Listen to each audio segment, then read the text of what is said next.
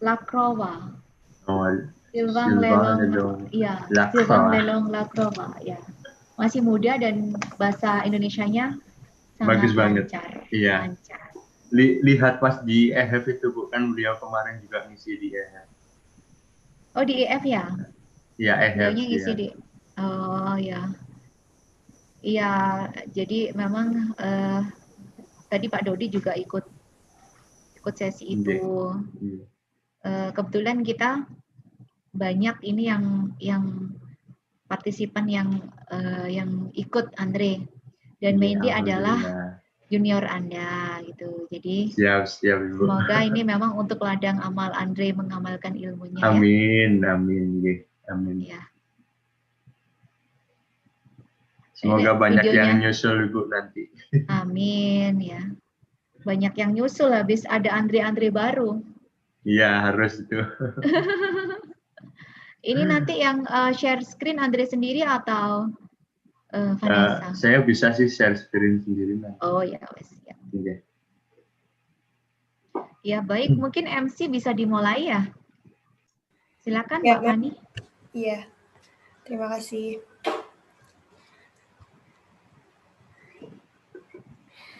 Assalamualaikum warahmatullahi wabarakatuh. Good afternoon, ladies and gentlemen. Respectable, the head of the Office of International Affairs, Mrs. Hilda Cahyani, PhD. Respectable, the speakers of today's webinar. Respectable, the committees and lecturers of State Polytechnic of Malang, and also all the awesome participants of today's webinar. I am delighted to welcome you in one-day webinar studying and working abroad virtual education exhibition under the theme Empowering Young People to Seize Opportunities for Studies and Future Employment Abroad on Thursday, 26th of November 2020. And this event is in collaboration.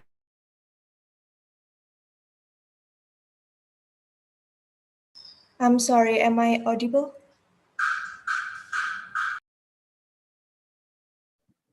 Yes. I think you should unmute your microphone first, Fanny. Unmute.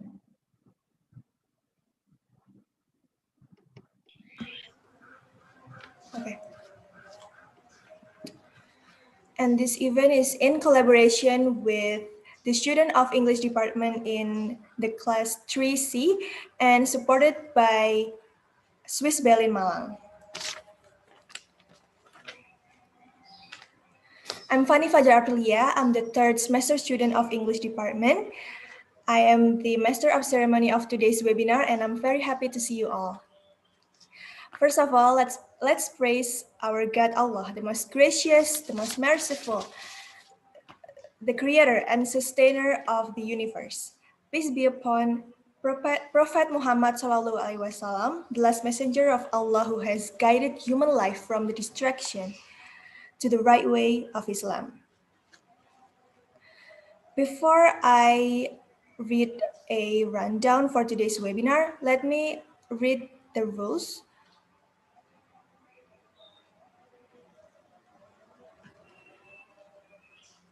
Tata tertib webinar virtual education Exhibition 2020. Yang pertama, peserta memasuki aplikasi Zoom Meeting melalui link yang telah diberikan dengan menggunakan username lengkap sesuai nama yang digunakan saat pendaftaran.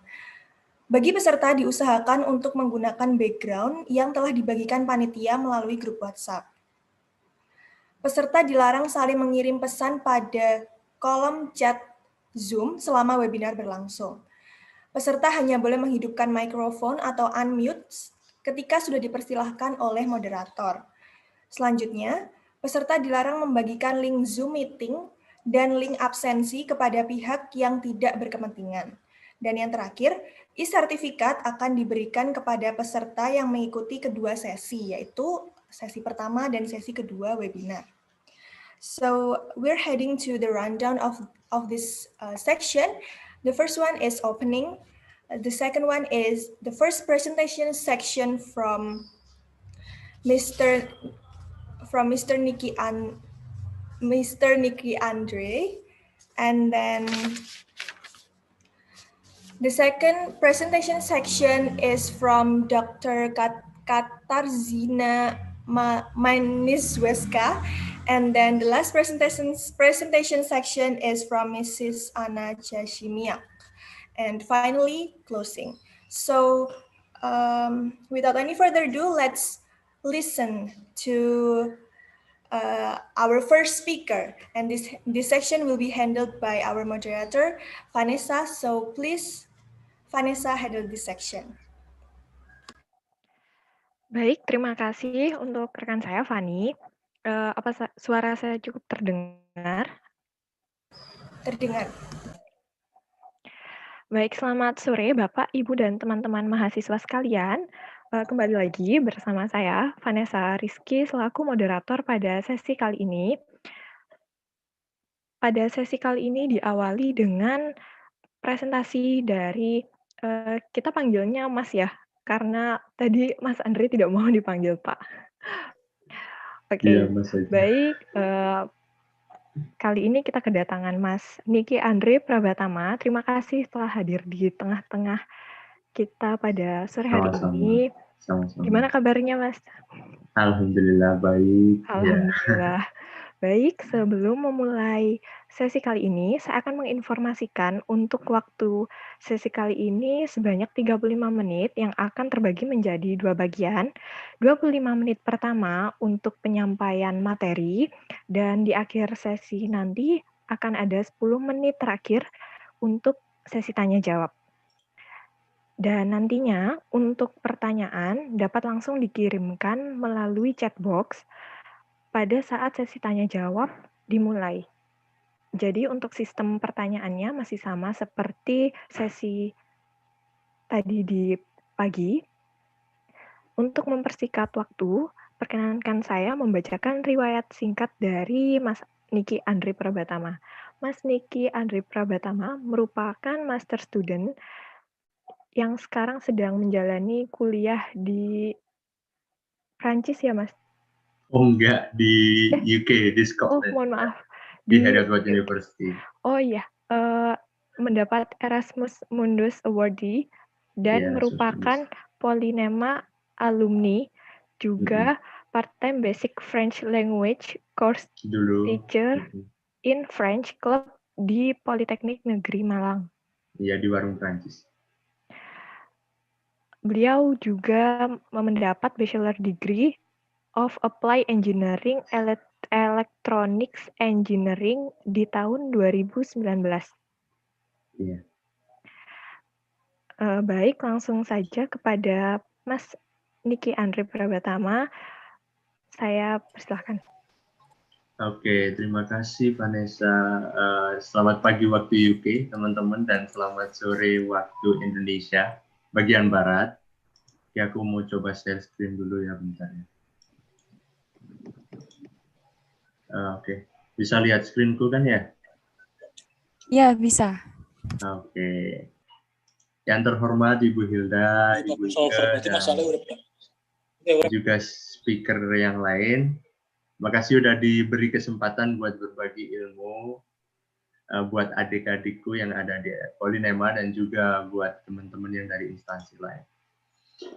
Oke, first of all, perkenalkan nama saya Niki Andre Prabatama. Saya alumni asli produk dari Politeknik Negeri Malang, Diploma 4 Teknik Elektronika, lulusan tahun 2019. Jadi saya angkatan tahun 2015 dan alhamdulillah saya diberi kesempatan oleh Allah buat dapat beasiswa melanjutkan studi S2 saya nggak tanggung-tanggung hanya di satu negara aja, di 3 negara sekaligus dalam 2 tahun. Karena program saya ini merupakan International Joint Master di bawah naungan Uni Eropa dengan beasiswa Erasmus Mundus Joint Master Degree. Oke, apakah kalian siap nih buat jadi scholarship hunter? Itu pertanyaannya. Siap nggak? Karena jadi scholarship hunter itu benar-benar berat loh. Jadi perjalanan yang sangat terjal harus kalian lalui. Dan aku bakalan berbagi sedikit tips bagaimana untuk bisa memenangkan scholarship abroad. Sebelum bercerita tentang terjalnya jalan menuju meraih beasiswa, saya mau bagi nih sama kalian nih email di mana saya keterima Jadi ceritanya saya keterima di 2 beasiswa. Itu setelah lulus saya apply 4 beasiswa, 2 ditolak, 2 diterima. Jadi nggak langsung keterima. Yang pertama itu saya apply beasiswa Eiffel Excellence Scholarship dari French government, itu ditolak. Kemudian saya apply stipendium Hungaricum ditolak. Dan saya apply Erasmus Mundus Joint Master Degree dan juga MOGA French Government Scholarship, dua-duanya diterima. Dan ini adalah email buat nyemangatin kalian biar kalian bisa tetap semangat ngejar beasiswa yang kalian impikan. Jadi I'm delighted to inform you that you will be nominated for the Erasmus Plus Scholarship. Dan senang banget ketika menerima email ini karena perjuangannya nggak sia-sia. Dan ini email yang kedua, di mana saya keterima juga di 1 beasiswa dari pemerintah Prancis, yaitu beasiswa MOGA, Make Our Planet Great Again. Dan mungkin kalian bertanya, apakah dari diploma 4 bisa langsung S2 ke luar negeri? Karena itu sebuah pertanyaan besar yang ada di benak kita yang sedang menjalani diploma 4 gitu. Dan menurut saya peluangnya sangatlah besar dan bisa banget, kenapa enggak gitu kan ya. Kecuali ada beberapa negara yang nggak bisa menerima itu menerima D4 untuk langsung lanjut S2 seperti Swedia ada kemarin. Oke, perkenalan dulu sama program saya. Jadi program saya itu namanya Smart System Integration. Dan di bawah Uni Eropa itu di bawah beasiswa Erasmus Mundus Joint Master Degree Program. Jadi beasiswanya ini fully funded, saya tuition fee nggak bayar. Kemudian saya dapat living cost per bulan, dikasih uang saku per bulan. Kemudian saya juga dapat travel allowance buat tiketnya, itu 3.000 euro selama setiap 1 tahun. Jadi 2 tahun saya dapat 6.000 euro. Kemudian dapat settlement allowance buat beli barang jaket atau apa gitu. Buat shopping lah. 1.000 euro, lumayan kan. Itu di tahun pertama sih. Oke, jadi Smart System Integration ini merupakan International Joint Master dari 3 kampus dan 3 negara di Uni Eropa. Satunya di UK. Tapi nanti di tahun depan UK bakalan keluar dari konsorsium ini karena udah Brexit gitu. Nah, ini mobility track-nya, di mana aku bakal studi dari semester pertama sampai semester keempat. Pertama, sekarang saya menjalani studi semester pertama di Heriot-Watt University di Edinburgh, di Scotland. Dan itu semester yang sangat berat sekali. Banyak tugas, ya maklumlah mahasiswa. Ya, banyak tugas Heriot-Watt University, tapi pressure studinya emang sangat berat banget ya kalau di UK, kalau menurutku sih. Itu semester pertama saya di Heriot-Watt University, yang kedua di University College of South East Norway, di Vestfold, Norwegia. Kemudian yang ketiga nanti saya di negara yang paling murah dibanding dua negara ini, di mana di Hungaria, yaitu di Budapest University of Technology and Economics. Tapi programnya tetap sama, tetapi karena diselenggarakan oleh 3 universitas ini. Oke, sekarang mau cerita nih, behind the scene, finding a way to Europe. Dari dulu saya memang mempunyai mimpi dari awal masuk kuliah, pengen kuliah di Eropa. Saya sudah menata step by step saya, gimana saya bisa sampai di sini. Saya dulu bagian dari kantor urusan internasional, jadi volunteer-nya.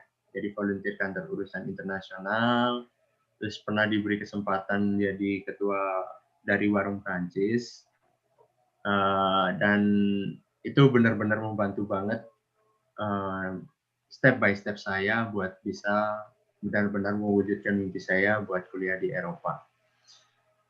Sebenarnya ada 2 kunci untuk mewujudkan mimpi kalian. Yang pertama adalah hard work, dan yang kedua adalah pray hard. Hard work, kalian harus benar-benar bekerja keras. Jadi pesanku selama kalian kuliah 4 tahun atau 3 tahun bagi yang D3 ini, jangan hanya buat ngopi, nongkrong sama temen, gitu. 4 tahun, 3 tahun ini manfaatin buat ngembangin diri kalian. Dalam arti kalian harus benar-benar keluar dari zona nyaman, kalian harus apa namanya? Kalian juga harus misalkan ikut international conference, international congress atau apa gitu. Kalau ada kesempatan ikut aja. Kemudian kalian harus benar-benar berusaha untuk mendapatkan prestasi akademik dan non akademik. Kemudian jangan lupa berdoa sama yang Maha Kuasa Allah. Jadi cerita saya dulu waktu saya SMK itu saya peringkat kedua dari bawah sewaktu SMK. Dari bawah, itu benar-benar cerita yang saya luar biasa. Saya dulu peringkat kedua dari bawah sewaktu SMK, dan sekarang udah jadi Erasmus Mundus Joint Master Degree. Mungkin banyak dari kalian yang nggak percaya kok bisa sih dari peringkat 2 dari bawah kok langsung jadi Erasmus Mundus Joint Master Degree Awardee gitu. Jadi kuncinya adalah rubah hidup kalian. Dimanapun titik kalian berada, kalian harus benar-benar bisa merubah hidup kalian. Nggak ada yang namanya kata terlambat gitu bagiku. Kalian harus benar-benar selalu do reflection apa yang kurang dari diri saya. Dan sekarang adalah saatnya menghabiskan waktu kalian untuk mengejar mimpi kalian. Ya jangan ngopi aja, jangan nongkrong aja kayak gitu. Kan banyak juga kopian di sekitar Polinema atau di daerah Suhat gitu. Oke, selanjutnya tentang kegagalan nih. Saya kan udah bilang, udah cerita, saya ditolak 2 beasiswa gitu. Kegagalan itu bukan emang sakit sih, kegagalan itu emang sakit. Tetapi kegagalan itu merupakan sebuah nikmat yang diberikan oleh Allah. Karena kita dari kegagalan itu kita bisa benar-benar belajar gitu teman-teman. Kita bisa benar-benar belajar, kita bisa benar-benar merefleksikan diri. Saya kurangnya di mana sih biar saya bisa diterima. Gitu. Jadi kalian ketika gagal jangan berpikir bahwa kalian nyerah aja deh gitu. Janganlah. Jadi kalian harus berefleksi, mencoba membenarkan diri lebih baik lagi dan agar bisa memantaskan diri untuk bisa mendapatkan beasiswa yang kalian impikan. Sekarang ke tips dan trik gimana cara mendapatkan scholarship. Oke. Ada 6 tips. Yang pertama kalian harus deep dream. Ketika kalian udah punya mimpi nih, kalian mau studi di Eropa itu misalkan. Kalian harus benar-benar menanamkan mimpi kalian di dalam mindset dan juga hati kalian. Biar kalian nggak pernah lupa sama mimpi itu. Jadi coba hipnotis diri kalian dengan mimpi itu. Ketika kalian gagal, ketika kalian lelah mengejar mimpi itu, kalian bakal ingat lagi gitu. Oh, aku punya mimpi ini. Jadi kalian bakal selalu ingat. Yang kedua, jadilah manusia yang positive thinking, teman-teman. Jangan pernah, oh aku nggak akan diterima deh. Jangan pernah berpikir seperti itu, oke? Kemudian yang ketiga, kalian harus menentukan step by step untuk melangkah, untuk meraih mimpi kalian. Oke, aku beri contohnya kayak gini. Pertama, aku kan punya mimpi kuliah ke Eropa ya. Nah, step by step-nya harus ditentukan. Misalkan, untuk kuliah ke Eropa pasti butuh IELTS. Oke. Pasti butuh kemampuan bahasa lain. Jadi itu step by step buat buat bisa studi ke Eropa. Kalian harus benar-benar menulis step by step itu. Jadi saya harus tes IELTS, saya harus tes bahasa Prancis, saya harus mempunyai nilai yang bagus di bidang akademik gitu. Saya harus punya prestasi di non akademik itu. Kalian harus tentukan, benar-benar tentukan. Selain itu, kalian juga harus menentukan timeline-nya. Biar step by step itu efektif gitu, teman-teman. Misalkan, aku harus sudah tes IELTS kalau aku dulu di bulan November 2020. Karena aku mau apply di bulan November 2019, karena aku mau apply di Februari 2020. Gitu. Jadi, kalian harus menentukan timeline itu. Terus misalkan aku harus sudah mempunyai DELF B1 bahasa Prancis di semester ketiga aku studi di Polinema, dan itu udah benar-benar tercapai dan itu benar-benar efektif itu teman-teman. Kemudian selanjutnya kalian harus membumikan aksi kalian ya, kembali lagi work hard. Jadi Kalian harus benar-benar push diri kalian, berikan yang terbaik dari diri kalian. Lakukan semua aksi yang kalian bisa buat mewujudkan step by step tersebut, gitu teman-teman. Dan yang terakhir adalah berdoalah pada Allah Subhanahu wa taala dan memohon doa restu dari kedua orang tua, itu yang paling penting. Some tips dari aku, yang pertama ada nilai akademik. Nilai akademik kalian sebisa mungkin harus bagus. Saya tidak menuntut kalian buat 4,00 ya atau 4,01. Oke, jadi paling tidak usahakan kalau bisa sih cum laude atau 3,4 lah, 3,3 atau 3,4. Karena pesaing-pesaing kalian di luar sana dari negara lain, kalau misalkan kalian apply beasiswa Erasmus ya, kan saingannya bukan hanya nasional, saingannya internasional, itu mereka itu emang luar biasa sih, teman-temanku yang sekarang itu luar biasa, GPA-nya tinggi-tinggi gitu. Apalagi kalian kan next mau ke akademik lagi, yaitu master, jadi nilai akademik itu penting kalau menurut. Kan ada beberapa orang yang berpikir bahwa nilai akademik kurang penting lah, yang penting aku ikut organisasi. Itu nggak sepenuhnya benar kalau menurutku sih. Nah, yang kedua, kalian harus memiliki pengalaman non-akademik. Kalian harus ikut organisasi, kemudian ikut conference internasional. Apalagi conference internasional itu benar-benar boosting your application gitu. Benar-benar meningkatkan aplikasi kalian. Pengalaman non-akademik dan akademik ini harus seimbang dan luar biasa gitu, teman-teman. Itu yang paling penting. Yang ketiga, kalian harus memiliki skill leadership. Kalau menurutku, jadi kalian bisa ikut organisasi, kalian bisa, misalkan kalian menempati satu jabatan atau posisi penting di organisasi, nah itu kan bakal membentuk skill leadership kalian yang bagus buat masa depan kalian.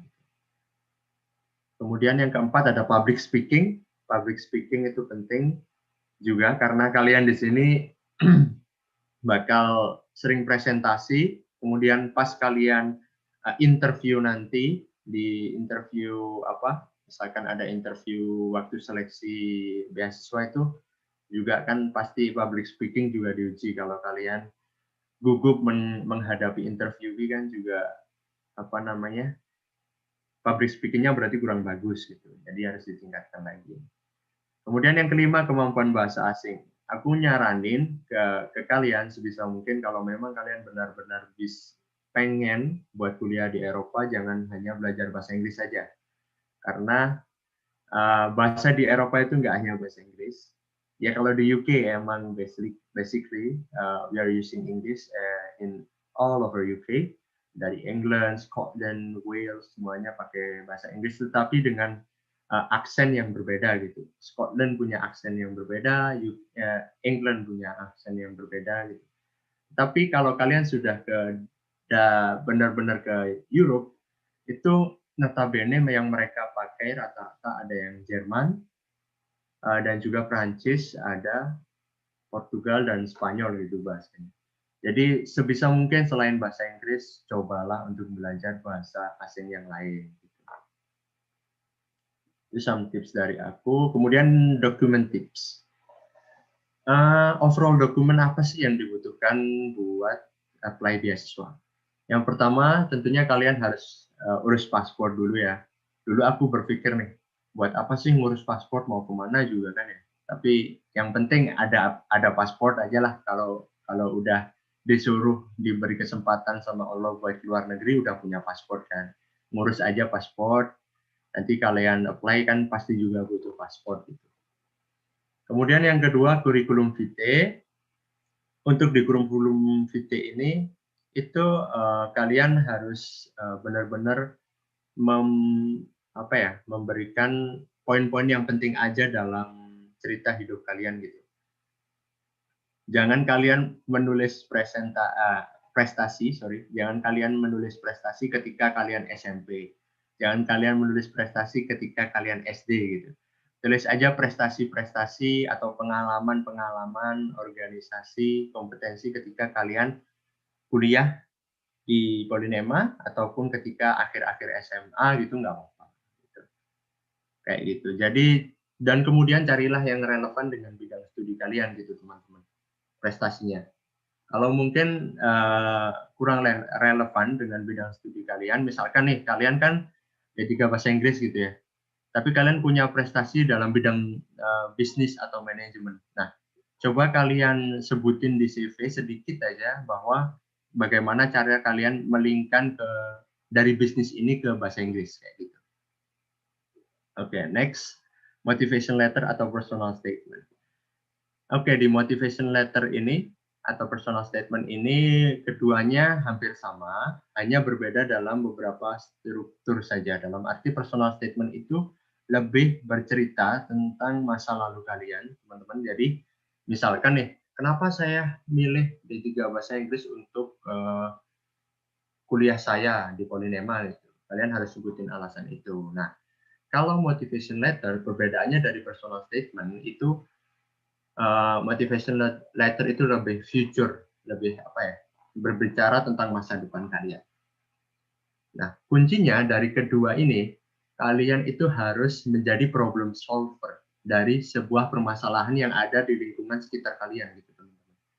Kalian coba temukan sebuah masalah di lingkungan kalian, dan kalian coba beri sebuah solusi buat masalah tersebut.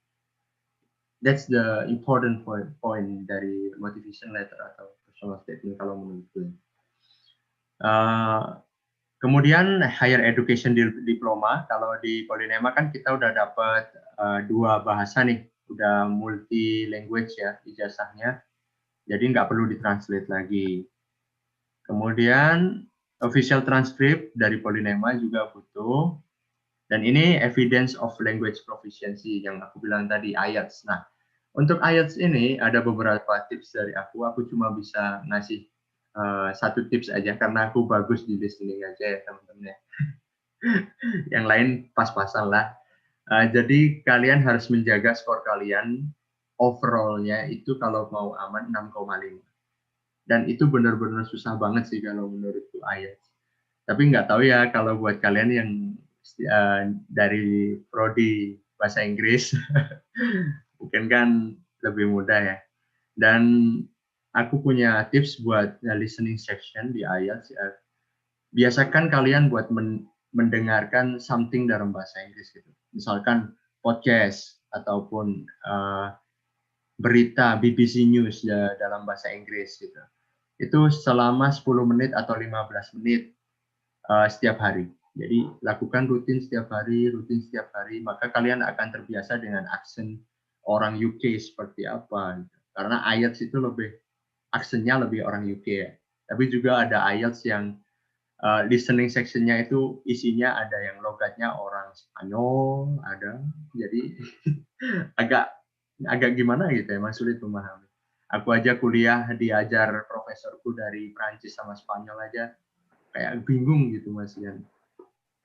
Jadi itu satu tips dari listening, buat listening. Jaga nilai kalian di 6,5 untuk skornya IELTS. Kemudian selanjutnya ada 2 letters of recommendation, itu bisa dari kaprodi kalian, KPS, ataupun dan juga kepala jurusan. Kalau aku dulu dari KPS Diploma 4 Teknik Elektronika, Pak Toto dulu, dan juga kepala jurusan Teknik Elektro Pak Yunus. Itu beliau berdua aku mintain surat rekomendasi. Tapi rata-rata untuk surat rekomendasi itu kita disuruh nulis sendiri teman-teman. Jadi kita nulis sendiri, nanti kita tinggal minta tanda tangan beliau. Gitu. Kalau aku dulu sih, nggak tahu kalau kalian nanti minta kayak apa. Ada satu tambahan dokumen, itu proof of residence. Untuk Erasmus Mundus ya ini ya, kalau yang lain enggak sih. Proof of residence ini nanti digunakan buat kalkulasi travel allowance kalian. Kalian dapat 3.000 kah? Kalian dapat 1.000 kah? 1.000 euro kah? Atau 3.000 euro kah? Kalau lebih dari 4.000 km seperti Indonesia ke Eropa itu kalian dapat 3.000 euro. Proof of residence ini kayak surat keterangan tinggal gitu ya. Itu dapatnya dari kelurahan tempat kalian tinggal. Nanti kalian tinggal minta aja. Dan itu beberapa dokumen tips yang bisa aku berikan. Jadi kuncinya be a problem solver gitu teman-teman. Kalian harus bisa menemukan celah, gap, masalah yang ada di lingkungan kalian, be a problem solver, and then propose a solution. You must propose a solution with your degree. I will pursue this master degree to solve this problem, like that. To state like that in your motivation letter kayak gitu ya. Biar kalau kalian punya pertanyaan di luar sesi ini, bisa banget langsung aja kontak aku di Instagram, dan juga bisa lihat podcastku tentang Erasmus Mundus Join Master Degree juga di YouTubeku Niki Andre, dan juga kalian bisa add Facebookku juga. Insya Allah selalu aku balas kok, nggak sombong kok aku. Nah. Okay, the last one. Being the best is not important, but make an impact is the most important thing. Jadi menjadi yang terbaik itu tidak penting teman-teman. Nggak ada nilainya gitu, dalam arti ya oke lah emang itu prestasi. Kayak aku dulu jadi wisudawan terbaik di Diploma 4 Teknik Elektro, itu emang prestasi ya, alhamdulillah dikasih sama Allah. Tapi jadi membuat impact itu yang sangat penting. Jadi kalian harus benar-benar memberikan impact ke masyarakat di sekitar kalian. Gitu. Oke, mungkin itu dari aku. Terima kasih. Aku kembaliin ke moderator Vanessa. Baik, terima kasih untuk Mas Andre. Materinya sungguh motivasi sekali ya.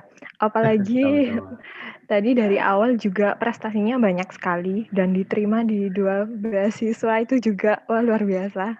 Alhamdulillah. Baik, untuk teman-teman mahasiswa juga Bapak dan Ibu, jika ada pertanyaan bisa langsung mengetik pertanyaannya di kolom chat box.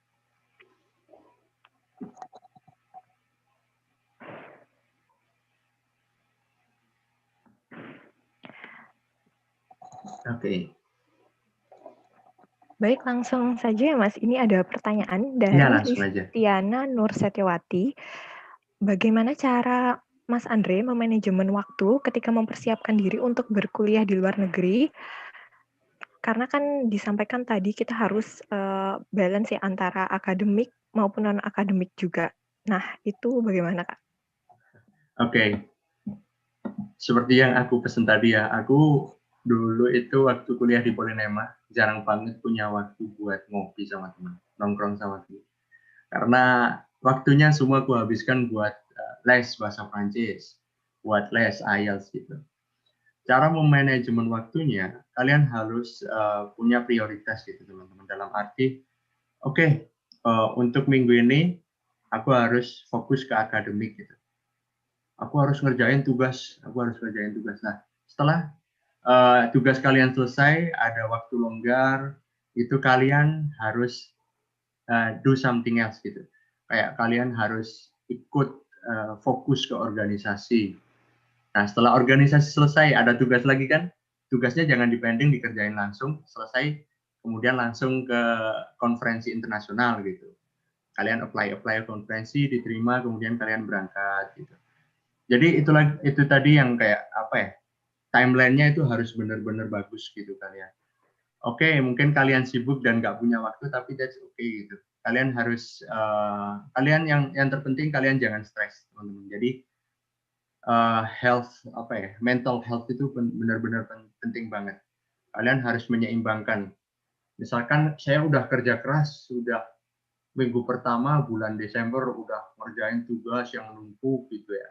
Minggu kedua udah menyelenggarain acara sama warung Perancis gitu. Minggu ketiga konferensi internasional. Nah, minggu keempatnya buat jalan-jalan gitu. Buat self healing kalian kayak gitu. Jadi kalian harus di satu waktu kalian harus fokus di satu pekerjaan aja. Karena multitasking itu sulit banget sih emang. Kayak gitu Vanessa.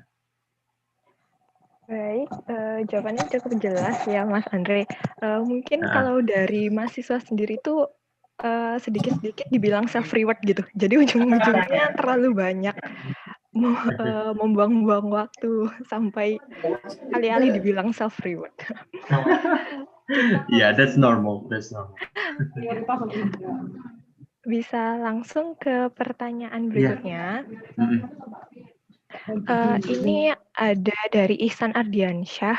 Mungkin bisa dijelaskan, Mas Andre, tentang conference internasional itu seperti apa apply-nya dan kita bisa dapat dari mana. Lalu untuk motivation letter dan recommendation letter itu apa berbeda tiap jenis beasiswa? Oke, pertama-tama untuk conference dulu ya. Oke, jadi kesempatan conference itu banyak sih di Polinema ya. Kayak misalkan dari teknik mesin tuh ada ngadain sendiri. Dulu saya ikut conference internasional di teknik mesin sama dosen saya, Pak Budi dulu. Saya ikut conference internasional sama beliau dari penelitian kami berdua gitu. Kemudian bahasa Inggris juga pasti punya gitu teman-teman. Kayak Wilda kemarin ngadain conference gitu internasional sama speaker-speaker profesor-profesor dari luar negeri gitu. Itu kesempatan buat kalian buat ikut gitu. Kemudian ada juga conference ataupun kongres dari luar-luar Polinema kan pasti banyak banget tuh. Kalian cari-cari aja infonya gitu. Pasti ada kok. Kayak kongres, dulu aku ikut Future Leader Congress, Future Leader Summit gitu-gitu itu benar-benar kalian cari aja informasinya tentang itu gitu. Kalau aku nyaranin ya ikut yang link dengan program studi kalian dan juga ikut yang tentang kepemimpinan gitu. Biar show up bahwa oh leadership kita itu bagus gitu. Biar show up juga bahwa oh kemampuan kita itu di bidang yang kita tekuni itu juga bagus. Kemudian untuk motivation letter dan recommendation letter, untuk motivation letter itu berbeda sih kalau menurutku dalam arti gini teman-teman. Karena kan yang kita apply itu berbeda jurusan juga, berbeda program juga gitu. Misalkan aku dulu apply MOGA scholarship itu di bidang Engineering for Smart Cities, Master of Science Engineering for Smart Cities, dan sekarang Smart System Integration itu. Dan itu dua dimensi yang berbeda gitu teman-teman. Yang Smart Cities itu lebih ke electrical engineering, jadi tegangan tinggi, smart grid kayak gitu-gitu. Dan yang Smart System Integration itu lebih ke microelectronics, jadi electronics yang kecil-kecil gitu. Jadi kan itu sebuah dimensi yang berbeda. Kalian bisa membuat sebuah format dulu, sebuah format motivation letter. Nanti kalian tinggal ganti beberapa partnya aja, itu tips dari aku. Misalkan kalian sesuaikan paragraf yang menceritakan bahwa kenapa saya memilih jurusan ini untuk studi master saya, kayak gitu. Yang lain kan pasti hampir sama gitu, kayak awal paragraf pertama kan kalian pasti cerita tentang itu pengalaman dulu, experience pernah ikut ini itu, kemudian prestasi akademik itu tetepin aja buat motivation letter, tetepin. Kemudian tinggal kalian ganti aja paragraf yang menyesuaikan jurusan yang kalian apply dan juga beasiswa yang kalian apply. Dalam arti di motivation letter ini kalian juga harus jual diri gitu. Jual diri dalam arti yang baik ya. Jangan negative thinking. Kalian harus show up. Bukan kalian sombong dalam arti kalian emang benar-benar harus cerita. Ini saya prestasi saya ini gitu. Biar mereka tertarik buat ngebiayain kuliah kita. Gitu. Kalau recommendation sama sih, tinggal ganti saya mau apply recommendation, mau apply beasiswa ini di program ini, tinggal ganti itu aja. Karena kan tinggal minta tanda tangan nanti, tinggal ganti bagian itu aja kayak gitu, Vanessa. Baik, saya rasa untuk jawabannya cukup jelas. Sebelum kita memulai ke pertanyaan berikutnya, untuk audiens kalian kita punya door prize nih. Nah, jadi hadiahnya akan disponsori oleh partner kita dari Swiss Berlin Malang. Dan pertanyaannya juga masih berkaitan dengan presentasi dari Mas Andre yang baru saja kita simak. Baik, untuk sistem menjawab door prize-nya, nanti bisa langsung di-unmute, lalu memperkenalkan diri dan langsung dijawab. Untuk audiens bisa bersiap-siap ya. Pasti yang tadi nggak nyimak itu sayang sekali, karena hadiahnya sangat menarik nih. Baik, pertanyaannya adalah, tadi Mas Andre menyebutkan ada 5 tips untuk mempersiapkan beasiswa atau menjadi beasiswa hunter. Nah, tidak perlu menyebutkan semuanya, bisa disebutkan minimal 3 dan harus benar ya, untuk mendapatkan hadiah di Ayah. akhir. Ya, silahkan siapa? Oh, dari Eka Ramadhani. Ya, dari D32C. Ada 5 tips yang udah disebutin sama Mas Andre. Yang pertama itu nilai akademik, yang kedua pengalaman non akademik, terus skill leadership, terus public speaking, sama yang satunya apa ya? Kemampuan bahasa asing, iya nggak sih? Good. Oke, benar. Ya, jadi 5-5-nya betul semua ya Mas Andre. Mantap, Baik, mantap. selamat untuk Eka. Saya sampai kaget loh. Ini saking gercepnya. Dan selamat ya, nanti bisa dihubungi oleh panitia yang bersangkutan untuk mendapatkan hadiahnya. Oke Kak, makasih. Sama-sama. Waduh, sepertinya teman-teman antusias sekali Mas Andre. Harus antusias dong, semangat. Saya yang baru bangun tidur sih. Tadi. Boleh nggak langsung nanya nih?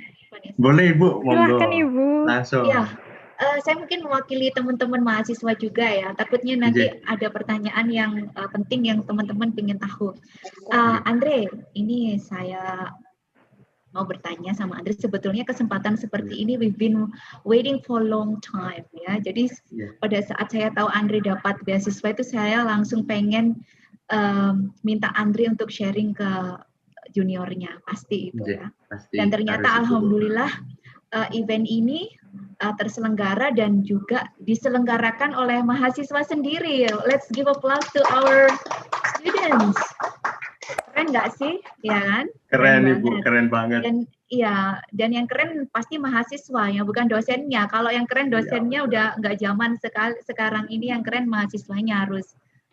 Dan setelah ini pasti teman-teman pasti terbakar nih pengen cari beasiswa ya.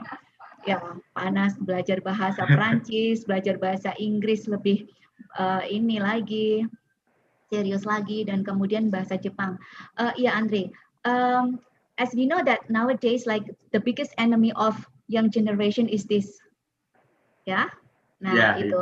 Nah ini saya pengen dapat tips dari Andre dan teman-teman pasti juga bisa.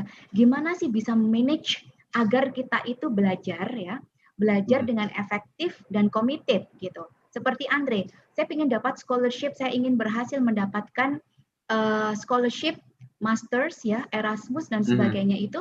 Dan itu kan nggak langsung berhasil, pasti ada gagalnya, dan itu it happens to everybody ya.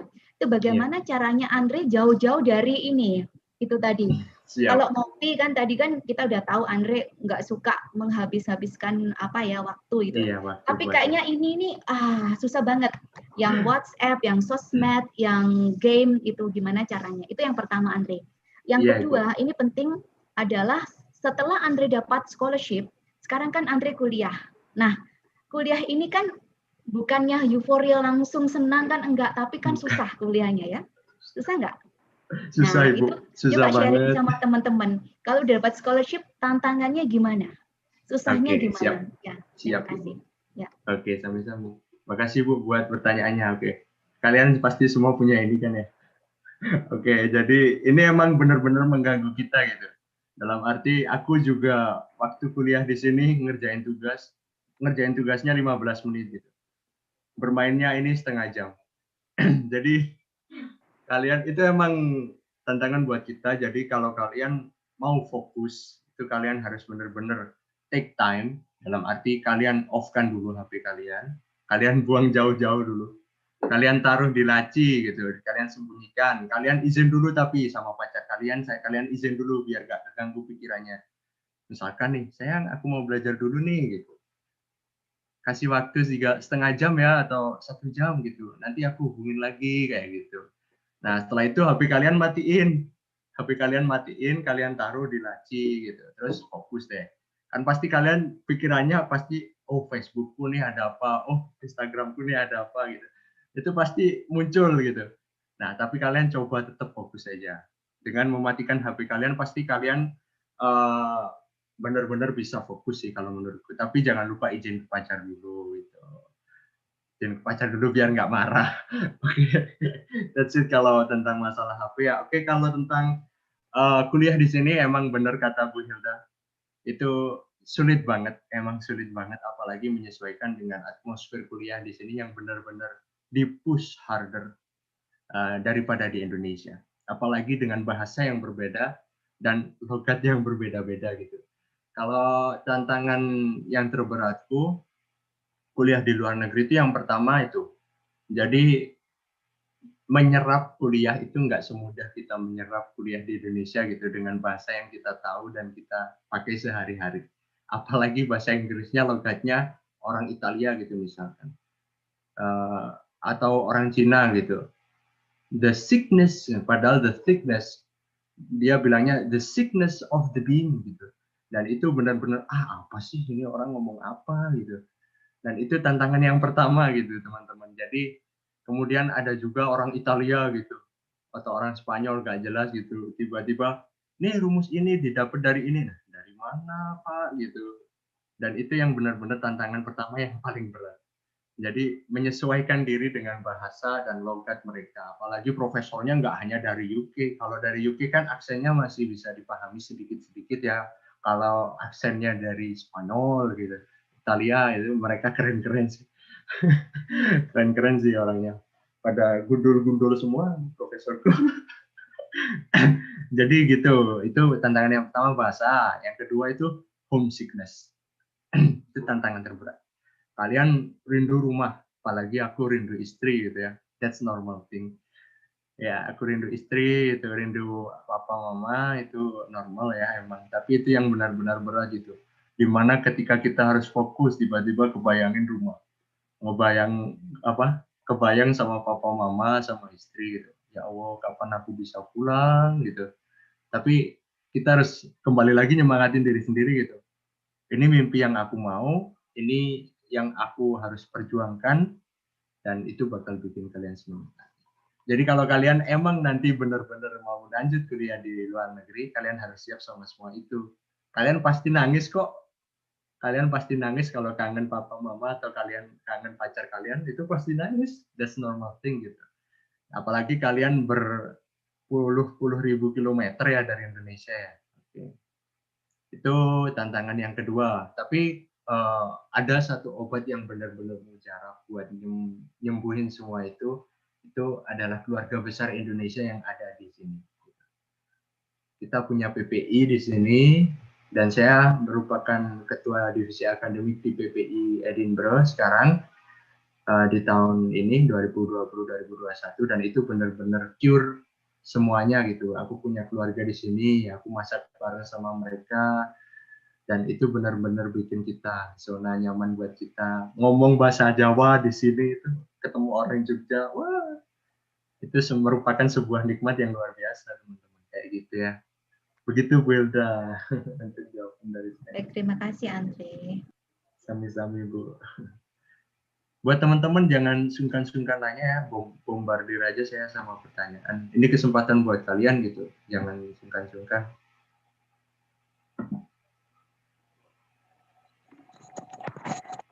Baik, terima kasih untuk Mas Andre atas jawabannya. Mungkin saya menanggapi sedikit ya. Berarti harus ada yang dikorbankan.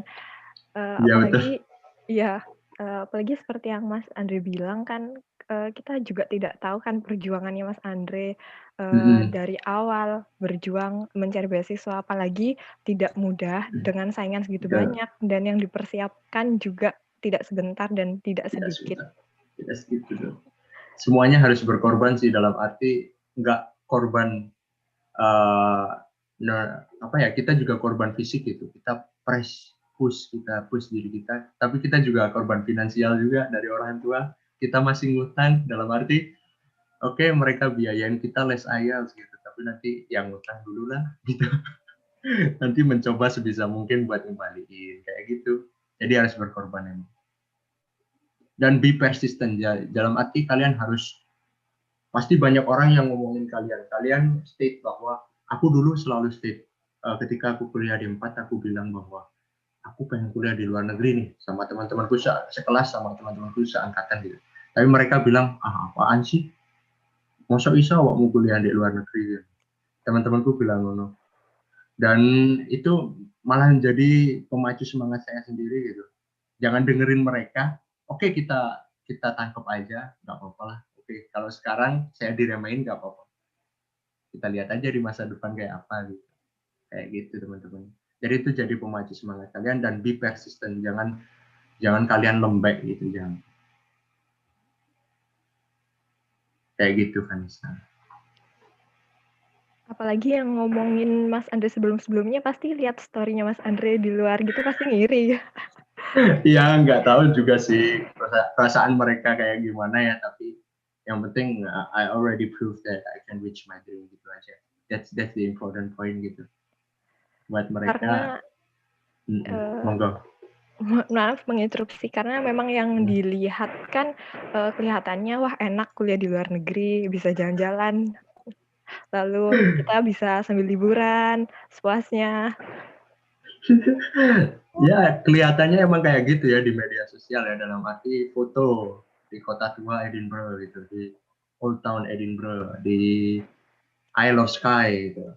Itu yang enak-enak aja yang kelihatan, tapi yang nggak enaknya nggak kuliatin gitu teman-teman. Kayak sekarang di akhir semester ada deadline 10 assignment gitu, gimana nggak meledak gitu kan. 10 tugas gitu. Dan itu deadline dalam 3 minggu. Itu sangat-sangat benar-benar aku nggak punya kesempatan buat jalan-jalan di 3 minggu ini, harus benar-benar nyelesain semua itu gitu. Yang diposting yang baik-baik aja biar orang-orang seneng bahwa tahu bahwa kehidupan di luar negeri itu kayak gini ya, enak ya gitu. Saya rasa terima kasih untuk Mas Andre. Mohon maaf kita harus mengakhiri sesi kali ini. Iya, sama-sama. Dikarenakan waktunya sudah berakhir. Sama-sama, makasih ya teman-teman ya. Buat Bu Hilda, terima kasih Bu buat kesempatannya, Bu Ika juga, dan semua keluarga besar. Oke, sami-sami Bu. Semua keluarga besar Kantor Urusan Internasional, saya berterima kasih banyak. Jadi kalian kalau kuliah di Polinema, kalian harus ke KUI, harus benar-benar ikut warung Prancis atau Japan Corner, karena itu benar-benar membuka mindset kalian tentang dunia internasional dan membantu banget buat kalian bisa meraih mimpi kalian buat kuliah di luar negeri kalau memang kalian ada mimpi. Dulu saya ikut warung Prancis dan itu benar-benar wah, warung Prancis itu memang luar biasa sih. Iya, nggak promosi Andre. Ya. Iya, dan memang Andre adalah ketua warung Prancis ya. Iya, Ibu. Ketua warung Prancis waktu tahun berapa, Andre? Lupa saya, Ibu. 2016 kayaknya, mulai 2017 atau 16. 17 ya. Ya, 17 dan kayaknya. menghandle event-event warung Prancis yang lumayan besar ya. Iya, ya. Betul. Kayak open house kayak gitu. Open house, join seminar ya. Join seminar, giving ya. Speech in French. Iya, dan itu benar-benar menginspirasi saya gitu, Bu, bahwa saya pengen lihat Menara Eiffel gitu. Saya pengen melihat Arc de Triomphe, ngomong sama orang Prancis langsung asli dengan bahasa Prancis, dan itu benar-benar menginspirasi saya sampai saya sekarang bisa benar-benar ada di sini gitu. Keren Andre, sukses tadinya ya Andre ya. Amin Ibu, kesehatan. Terima kasih banyak. Jangan kangen-kangen terus sama istrinya. Siap Ibu. Nanti nangis. Selalu. Enjoy Siap, Bu. aja. Iya, insya Allah Bu. Insya Allah. Iya, sama-sama. Terima kasih ya Vanessa ya. Iya, sama-sama Mas Andre. Terima kasih sudah memotivasi kami semua. Semoga kita semua bisa segera nyusul. Amin ya Allah. Aku doakan kalian semua nyusul ya buat yang di Polinema. Amin. Terima kasih. Sama-sama. Sukses ya Mas. Ya, amin. Bye-bye teman-teman. Baik, mari kita berikan big applause untuk Mas Andre atas materi yang diberikan di sesi kali ini. Bila ada pertanyaan yang belum terjawab atau masih penasaran, bisa menghubungi Mas Andre di luar sesi. Dan saya rasa cukup jelas. Sebelum saya mengakhiri sesi kali ini, izinkan saya memohon maaf atas kekurangan selama menjadi moderator. Dan saya serahkan kepada rekan saya, Fani, untuk melanjutkan sesi acara pada sore hari ini. Terima kasih. Terima kasih. Terima kasih Vanessa dan terima kasih Mas Andre. Tadi informasinya sangat bermanfaat dan menyadarkan gitu ya, terutama untuk yang suka-suka menunda tugas nih Mas, yang besok aja deh atau nanti malam hamin berapa jam baru dikerjain gitu, itu saya Mas. Anyway, okay, so we're heading to the next presentation section. This will be delivered by Dr. Katarisna Manisweska, and Mrs. Hilda will be the moderator of this section. So please, Mrs. Hilda, time is yours. Thank you, Fanny. I would like to say hi first to my dear beloved friends, Dr. Katarzyna Manisweska. Hello. There. Hi, hello, nice you, to Kasia? see you all. Hello from Poland. Good morning from Poland. It's actually 9:50 a.m. here. 9:50 a.m. Okay, and how's the weather there, Kasia? It's getting cold. I don't speak Indonesian, unfortunately. I don't speak Bahasa, but I understood that Mr. Andre was asked also about the winter, right? Yeah. About the weather conditions in Europe. So yes, brace yourselves once you come here. It is colder than in Indonesia. Does it snow right now? No, not yet. Not yet. Not yet. So it's the beginning of winter. Yes. Okay. So we are having a discussion in English, and it's okay, Kasia, because most of our participants understand English, and part of them are students of English. So I think it's Perfect. okay. And ladies and gentlemen, before Dr. Katarzyna or Kasia will start the presentation, I would like to read or inform you the CV or curriculum vitae of Dr. Katarzyna Manisweska. She's a 2002 graduate of University of Warsaw, that is MA in journalism and MA German philology. And she received her PhD degree from the University of Warsaw in 2005.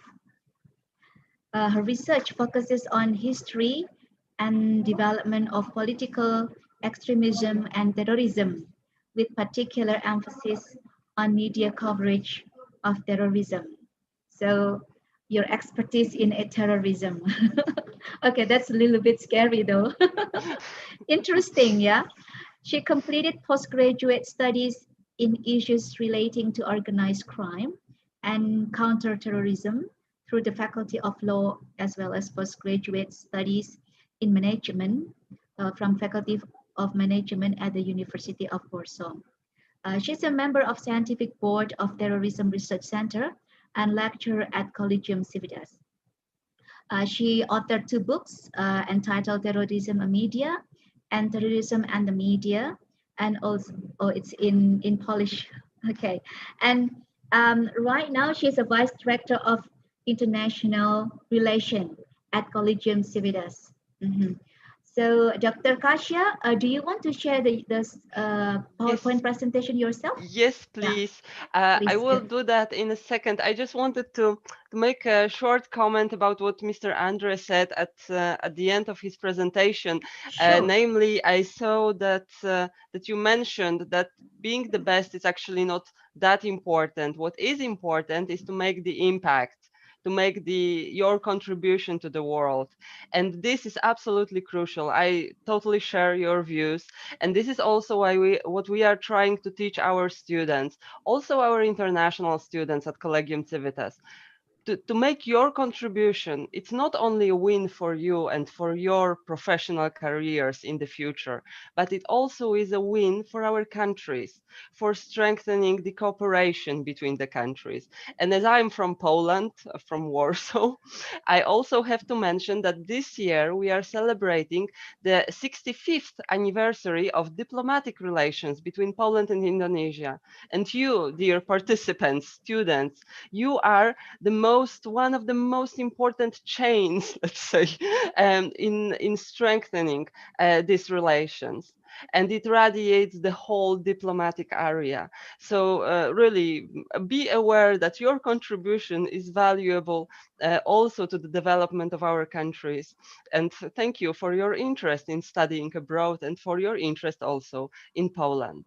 I also would like to say at the very beginning how grateful I am for your kind invitation. I had the pleasure to meet personally Dr. Hilda Kadziani in Warsaw. She was also teaching at our university, and I hope to see her again in Warsaw within the framework of our joint projects. Soon. So thank you once again for organizing that. We're very happy at Collegium Civitas that we can be a partner of Polytechnic Negeri Malang, and we hope also to further enhance this cooperation.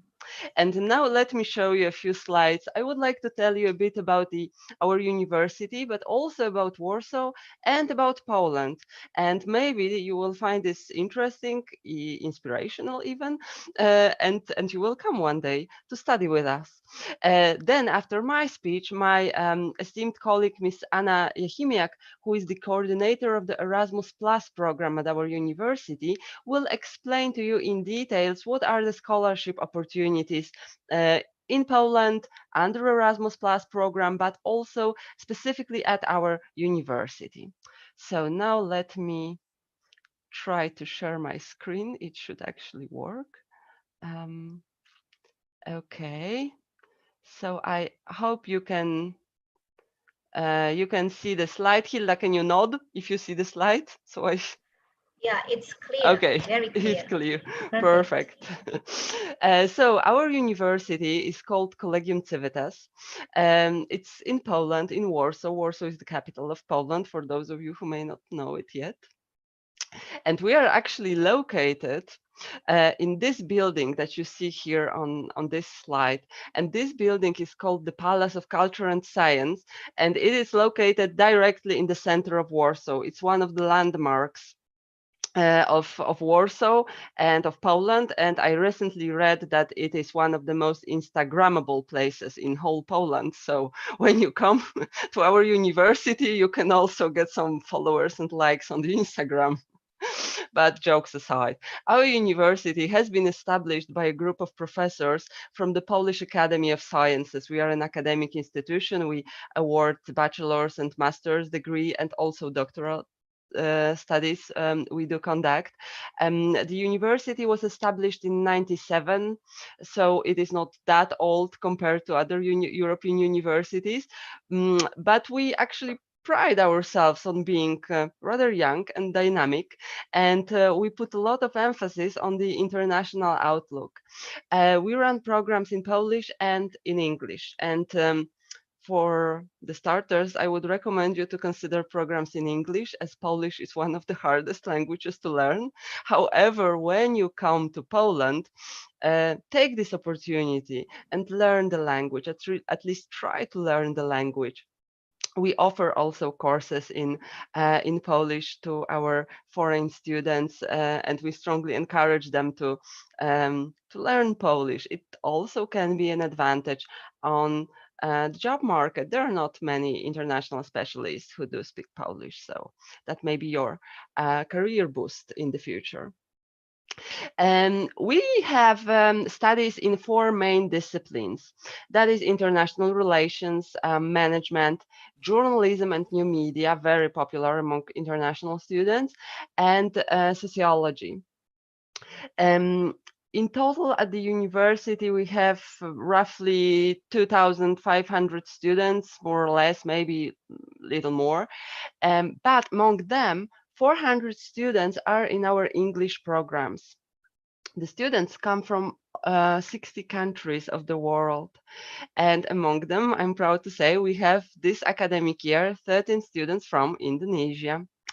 We also have a lot of agreements and cooperation with universities and higher education institutions from the world. And that includes also Indonesian universities, with Polytechnic Negeri Malang being one of the, well, our most prominent partners. We have also engaged in Erasmus Plus program. Unfortunately, COVID-19 pandemic stopped, maybe not stopped, but posed some challenges to this cooperation, as you may understand, because the mobility is limited. However, we hope that as soon as the pandemic is over, we will be able to fully engage in our joint venture under Erasmus Plus European Union educational program. And here on this slide, I have a map of the world, and those dots mark places where our students are from. So you can see that they really are from all over the world, and that includes also Indonesia. And from my experience, I'm not only the vice rector at the university, but I also teach. I'm a teacher, lecturer there. I can tell you that this international context and this international multicultural community is one of the biggest advantage of the whole learning process. And once you get there and meet your colleagues from the other countries, you can share experiences, share perspectives. This is the added value that comes in, plus the networking part. So once you go abroad and study in this multicultural environment, you have friends, maybe future colleagues at work from many different countries. And it also can be an asset in your future career, regardless of what branch, let's say, of business or institutions you would like to pursue later on. And now I would like to make a quick stop and show you a short video that's only 1 minute. But in this video of our university, also our Indonesian students participated. So I think it can be interesting for you as well.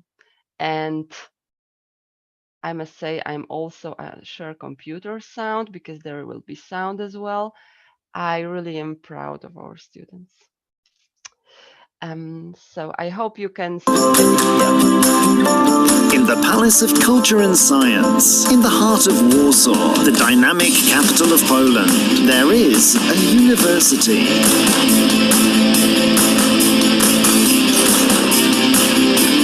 Welcome to Collegium Civitas. It is more than just a university.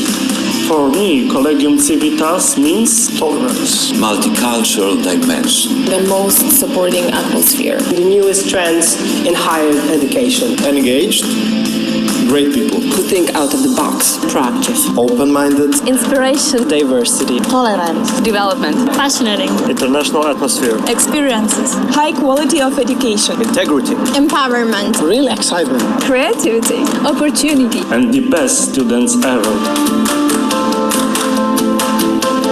From India, Kazakhstan, Zambia, Belarus, Spain, China, Nigeria, Ukraine, Indonesia, Zimbabwe, Mongolia, Kenya, Germany, Turkey, Pakistan, USA, Serbia, Argentina, England, Poland. Cool place.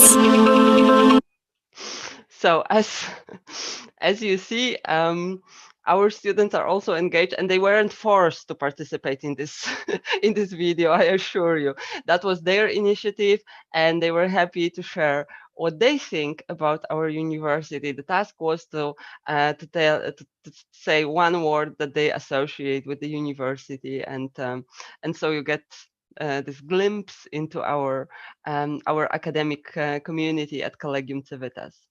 Moving on to the slides. We were here. I would like also to tell you what are students from Indonesia especially interested in studying at our university. So here you have the specializations that the students, the master's degree programs, because these are master's degree programs that the students are pursuing. It's international business and negotiations. Also very useful. You can see or you can learn actually how to do business with European Union countries. And this is a valuable experience and valuable knowledge that can really be also useful later on. Social media management and digital commerce, that's an absolute hit, and everyone wants to study this, I have the feeling. But this also is a very, this specialization presents a very practical approach, hands-on. So during the studies, the students really work on how to design campaigns in social media, how to create content, but also to understand the broader context, also the theory behind mass communication. So also useful. International peace and conflict studies, international security studies, and international relations. We do cooperate, apart from the academic institutions such as Polynema, with diplomatic and institutions and authorities. And among our partners, we have the Polish embassy in Jakarta. We have the Indonesian embassy in Warsaw. But not least, the governor's office of West Nusa Tenggara, and the governor and his team designed a scholarship program, very interesting for those of you who have friends, for instance, in West Nusa Tenggara. You can spread the word and tell them that there is this great scholarship opportunity for the students from this province to go abroad to study at master's degree level, and then the students after graduating go back to the province and make exactly their contribution to the development of the policies in various areas. So we are also happy to have students under this scholarship program studying with us. But why study in Poland? Well, first of all, Poland, as you see and know geographically, is, well, the center of Europe. It can be seen as a hub, as a bridge connecting East and West. And that is also how we perceive our university. We have students, as you have seen on this map, from Western countries, the USA, Canada, countries of the European Union, but also from Central Asia, the Middle East, Southeast Asia. And so they meet in Poland, they can connect and network in Poland, but they can also learn about the differences in, for instance, that's crucial for international business, right? What are the differences in those geographical regions in various areas? So I can recommend Poland as this center, this hub. But also in Poland, your adventure to discover basically the whole Europe can start. Of course, I'm not referring here now to the COVID pandemics, but to the normal times that will, I hope, return very soon. From Poland, you can explore basically whole Europe within a distance of hours. There are cheap flights. You can go for a weekend to Paris or to Budapest or to London or to Spain, Portugal. Basically, it is possible, it is doable from Poland. When you are based there, you can really take this opportunity and learn also about other countries of Europe. And I think that when Hilda was in Poland, Dr. Kadziani, I mean, she also explored this opportunity, so far I remember, and she visited those cities. And almost all of our students, I'm speaking now from the experience of our students, also do that. They look for the flights or for, I don't know, bus rides to Germany when they want to see Berlin, for instance. This is also a short distance from Poland. So a good starting point to explore Europe with all its diversity and rich history also. Warsaw. Warsaw, as I already told you, and most probably you knew before, is the capital of Poland. But it is the center, the hotspot of Poland in terms of politics, economics, but also science and academia. So here you can also explore a lot of opportunities to work. The topic of this seminar is not only studying, but also working abroad. On the student visa, you are entitled to work a specific amount of hours. So we can look also for jobs. At Collegium Civitas, we also have a career center that helps our students, including international students, in finding jobs and internships in the areas of interest that are aligned with the area that the students are studying. So after this period abroad, you not only have your academic diploma and all the knowledge and skills, but also can have some practical skills and experience already, well, professional experience. It requires a lot of work, of course, and it is challenging to combine internships, jobs with studies. I know from experience, I did work during my studies, but it is doable. And it also can be your advantage later on when you look for a job in your home country or elsewhere in the world. In today's globalized world, we should see basically the job market, I would say, as one, and sky is the limit here, really. High quality of education, also one of the strongest points of Poland. We do have great universities.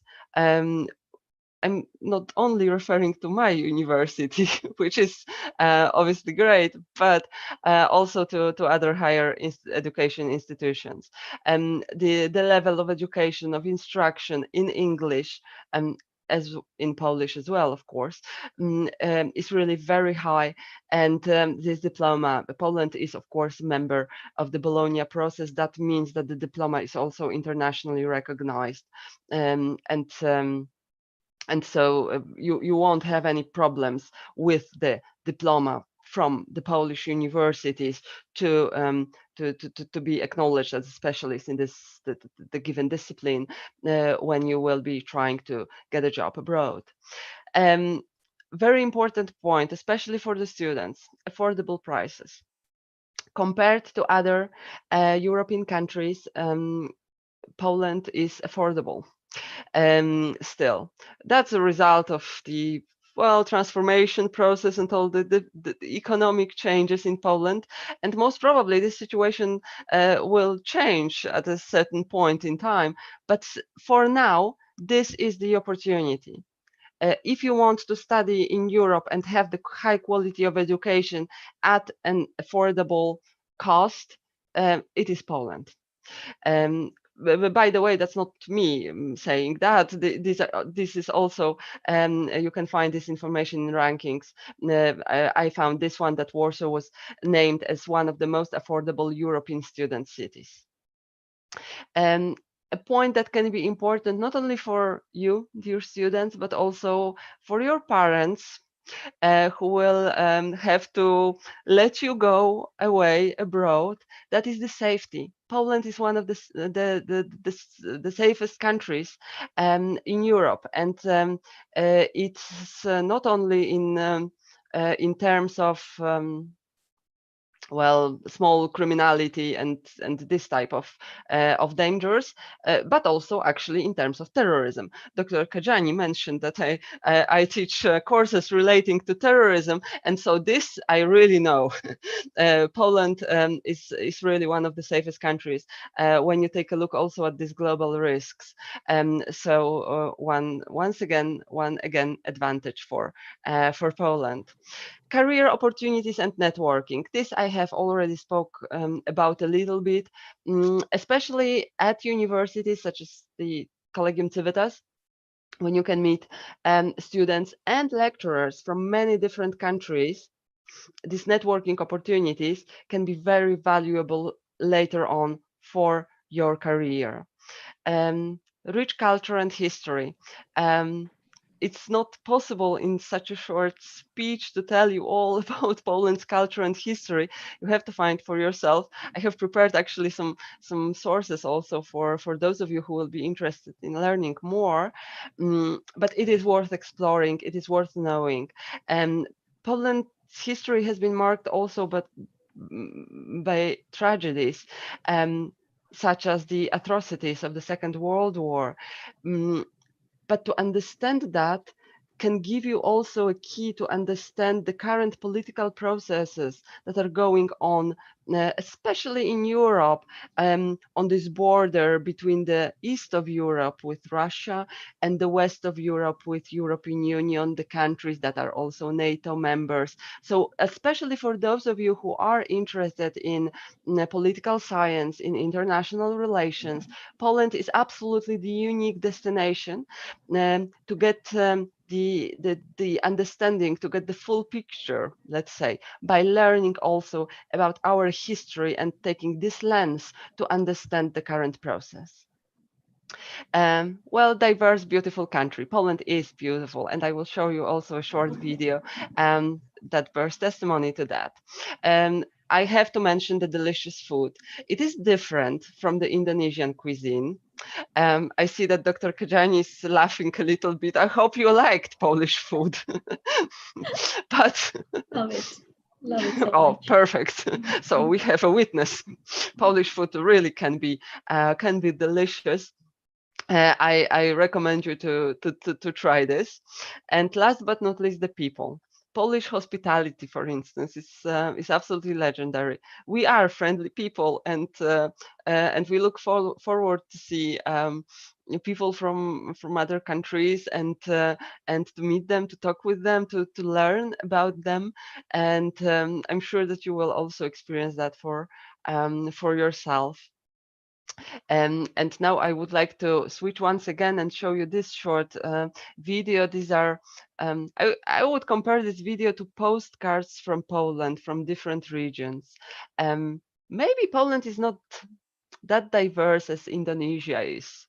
Well, by far not, actually. I've been to Indonesia a couple of times, and I absolutely love your country. It's one of the most beautiful countries in the world, and so diverse. But my country, Poland, is different, but also beautiful. Take a look.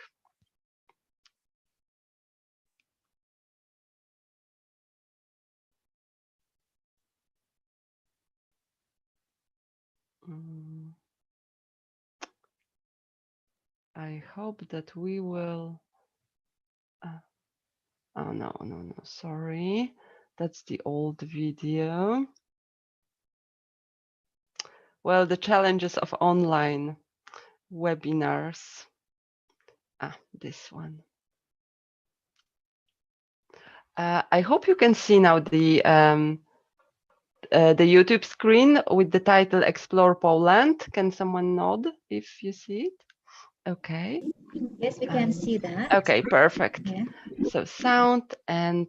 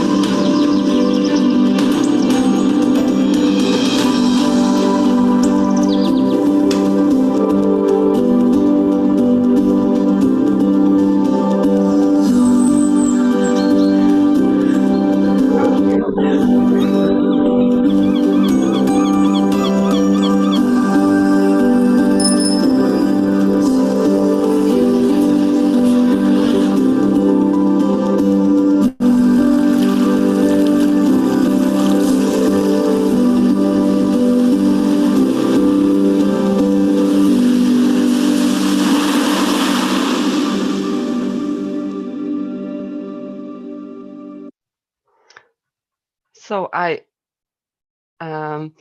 hope you liked the short video and got a glimpse of how Poland looks like and how diverse also the landscape can be in Poland.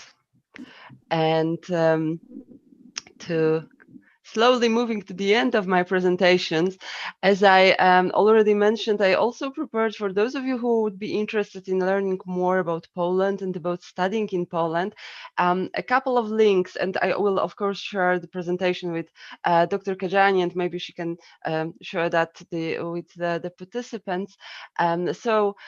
Why study in Poland, the reasons, according to diverse rankings, how safe is Warsaw and how safe is Poland. This is an important point, I believe, and maybe that comes from my expertise, my teaching, but still I wanted to put it here. And last but not least, this last link goes to the website of the National Agency of for Educational Exchange in Poland. That's a public institution that, among other tasks, offers scholarships for international students. There are diverse programs, scholarships for studying, but also, for instance, for learning the Polish language. The website is in English. The agency also is actively engaged in participating in conferences, education fairs, provides information, also a very practical information for international students interested in studying in Poland. So please take a look at this website as well. And well, I hope to see you one day in Poland. When you come to Poland, please visit us at Collegium Civitas, even if you won't be studying with us, but with some other universities. It will always be a pleasure to welcome you to the Palace of Culture, to our university. And thank you once again to Dr. Kajani for organizing this seminar and for inviting me to meet you from Warsaw directly. Terima kasih. Thank you so much, Dr. Kasia. Let's give applause to Dr. Kasia for the wonderful presentation. We are all excited here. Let me inform you that this webinar is actually organized by our students. So this is actually a project-based task, and the students are the one who are organizing this, and this is from them and for them actually. And we are so happy that today we learned a lot from you and how beautiful Warsaw is. That really makes me cry actually. I really miss Warsaw. I met some friends there and they just kept asking me, why are you going to come back here? Then I really want to come back. The music, the food, theology, museum, loving kid, park. It's so right now in my head, and it's just kind of like the deja vu. Thank you very much. Yeah, and Poland, especially Warsaw, is one of the best or the most beautiful places that I've ever seen so far. Okay, now thank you very much. Just one word. I would like also to congratulate your students for having organized this webinar. It's a terrific project, and I really am impressed. And the more I'm grateful that you guys invited me here. Thank you. Thank you. Plus for the students. Yeah. So let's now have one question. We don't have time left here. Anyone wants to ask question to Dr. Kasia?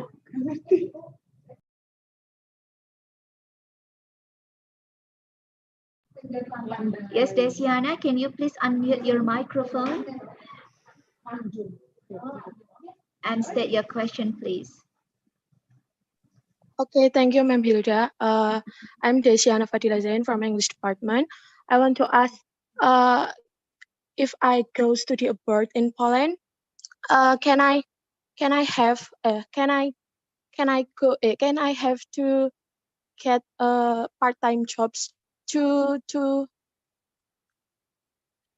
help my finance in there? Yes, yes, the students, international students, not only students from Indonesia, but in general, students from abroad are entitled under the student visa to work in Poland. This is, I'm not sure now about the details, how many hours per week you are as students entitled to work. There are some limitations, but yes, almost all of our students, they do have jobs to help them, of course, to support them during the studies.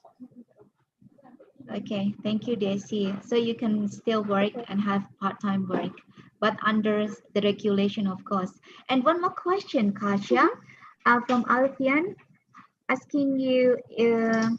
You said that if we have a student visa, we can have a job in Poland, part-time job. But if we receive a scholarship, are we allowed to take a job still?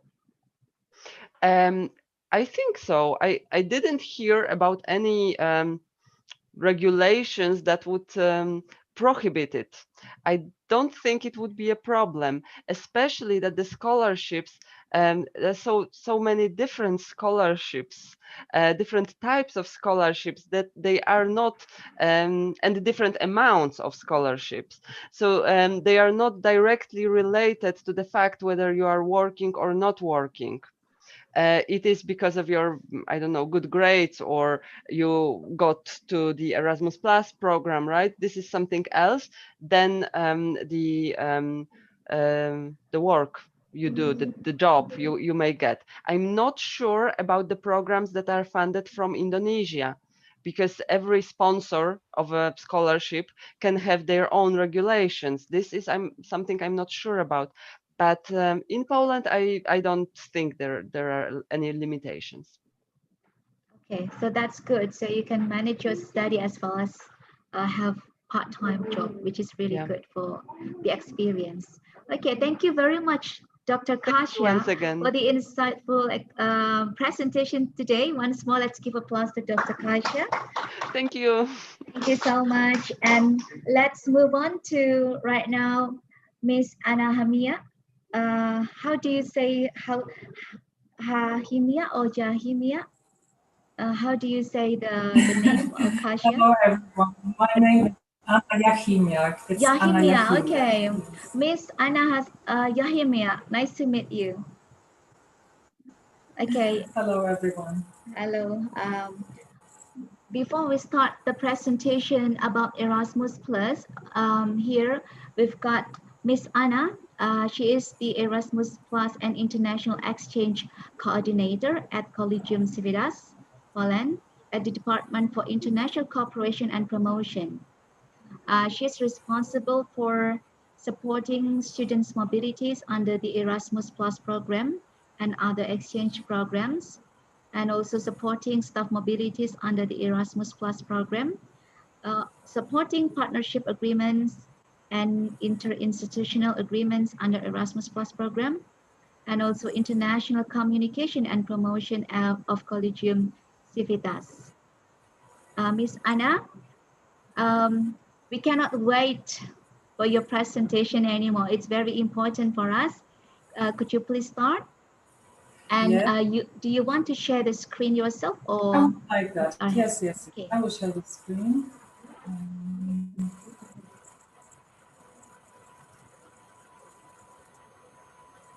Can you see my screen? Yes. Okay, right. Yeah, it's clear. It's perfect. So thank you for your warm welcome, and for giving me the opportunity to present the Erasmus Plus program to you, and the mobility experience it offers. I would like to start with some general information about the program. Erasmus Plus is a program of the European Commission, and it supports education, training, youth and sports in Europe. Is addressed to organizations and individuals as well. It offers opportunities to study, train, to gain experience abroad. And in the part of the program, which is designed for higher education institutions, it promotes cooperation and mobility between those universities who are committed to the program and have obtained a formal accreditation. They are awarded the Erasmus Charter for Higher Education, which is a, oh, sorry. Okay. It's the Erasmus Charter is a general quality framework and is awarded for a specific period of time. And on a country level, the Erasmus program is managed by national agencies, and in Poland, it is the Foundation for the Development of the Education System. It monitors the implementation of the program and it distributes the funds. In general, it is a link between the European Commission and the participating organizations. It has a supporting role. And here on the slide, you can see a link to the European websites. You can find all the details of the Erasmus program information. Countries that are eligible to take part in the Erasmus program are divided into two groups. These are program countries who are eligible for all actions of the Erasmus Plus program. They co-finance the Erasmus program and they take part in it as full participants. There are also partner countries who can only take part in some actions within the program, and they are subject to specific conditions. Mobility projects connecting the program countries and the partner countries, they fall under the so-called Key Action 107. The funding is usually quite limited. For example, we received a small grant for mobility from your Polytechnic Negri Malang. We hope that this mobility will be possible next year because due to this pandemic, we had to suspend all staff mobilities.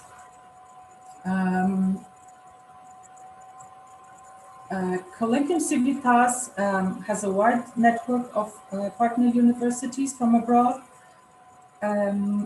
Within the Key Action 103, which means mobilities to and from program countries. We cooperate with over 50 universities who all hold the Erasmus Charter. And among our outgoing students, the most popular destinations are France, Spain, Portugal, and our incoming students are mostly from Spain, Italy, Germany, Turkey. And before the pandemic started, we used to have around 30 outgoing students each year and about the same number of incoming students. Now with the pandemic, the numbers are smaller. Some students have canceled or postponed their mobilities. But we, on our side, we organize the mobilities continuously. As I mentioned before, mobilities from our partner countries within Key Action 107 have been suspended, but we are waiting for the situation to settle and hope that we will make them possible when the situation comes back to normal, more or less. Within the Erasmus program, at each level of study, the students can undertake a mobility for study or for traineeship, and both types of mobility may last up to 12 months in total. That means that students can benefit of an exchange abroad with Erasmus program multiple times as a student or as a trainee, but the total time abroad may not exceed 12 months within one cycle of study, bachelor or master cycle. The minimum duration of stay for study abroad is 3 months, and for internships, the minimum is 2 months. Usually students go for 1 semester or an entire academic year, and for internships, they take 2 months of summer vacation. And at Collegium Civitas, the internships must take place during the summer vacation because we do not excuse absences that happen during the academic year. Internships must take place in one of the Erasmus Plus program countries, and it can be an NGO, a company or corporation, a university or other institution, but excluded are institutions of the European Union and Polish embassies. Also, students graduating from Collegium Civitas can receive a scholarship for their internship, and in such case, the departure must take place within 1 year from graduation, and the application must be submitted during the last year of studies. The Erasmus program offers also opportunities to spend time teaching at an education institution abroad. Also, teaching staff and administrative staff of a university can go abroad for activities like job shadowing, workshops, or training at a partner university or some other relevant organization. And staff mobilities usually take from 5 to 10 days.